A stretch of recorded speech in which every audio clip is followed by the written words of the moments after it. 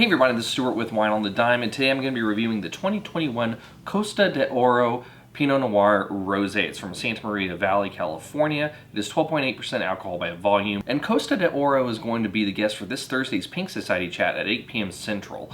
The theme is barbecue and wine, so as a Texan, I'm legally obligated to show up or they will throw me in jail, so I will definitely be there. But if you're also interested in participating, all you have to do is go to Twitter, 8 p.m. Central, search hashtag Pink Society, and use the same hashtag whenever you're tweeting, and you're now part of the chat.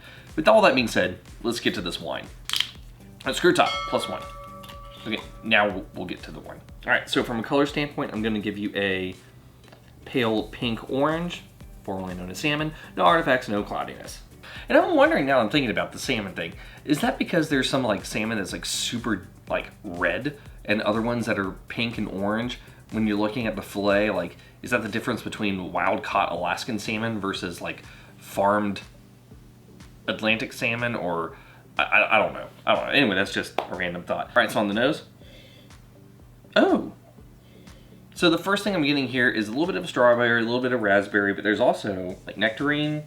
There's a touch of cantaloupe. There's a hint of bubble gum, a little bit of a heavy cream, which makes me wonder if there was mallow on this wine. Yeah, so there's just a really wide range of primary elements that I'm getting on this. And like I said, I am getting what I'm detecting, a hint of heavy cream, but I'm wondering if my nose is playing tricks on me because I don't know if this has gone through mallow or not. So anyway, how does it taste? Medium plus acid, medium intensity. On the palate, medium intensity on the nose as well. It's a dry wine, medium body. As a medium finish, and the thing I appreciate about this wine is that it kind of dances around a little bit. So for example, with this wine, on the approach, I was really getting more of like the raspberry and the orange. Like that was the first thing I was kind of getting here.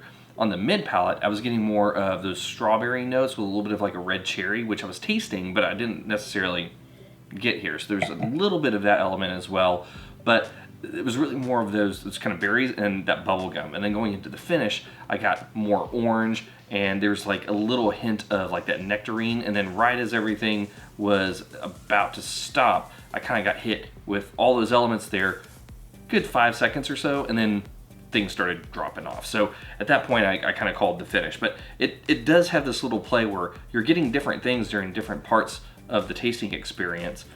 I don't know if that was intended or not, or if I'm just going mad tonight. Anyway, with all that being said, how does it rate? Let's get to the blick. So from a balance standpoint, full point. Length, medium finish, half a point. Intensity, medium on both the nose and the palate, so half a point.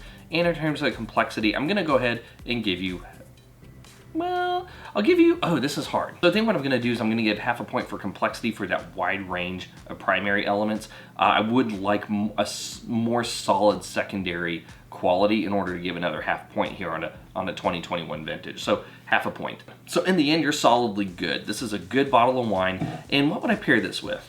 Well, the first thing I kind of thought of was actually grilled salmon and grilled chicken, like just putting them on a nice charcoal grill. Not anything too crazy on the charcoal. Give it a nice kiss of that smoke and allow for those other flavors to develop. I think it would go really well. It does go well with barbecued stuff. It could hold up to some smoking elements, like some lightly smoked pork, things like that. You can use this in a barbecue setting. I also think that this would be great with kind of a more spring or summery dish as well. So it really has a lot of uses, and I think it actually does a good job trying to hold up to what we're going to be doing with the barbecue theme on the Pink Society. Anyway, this has been Stuart with Wine on the Dime. If you liked today's review, please like, subscribe, and comment. Have you had the 2021 Costa De Oro Pinot Noir Rosé? I'd be interested to know if you have. Leave a comment below, and I'll see you all again soon with another review from Wine on the Dime.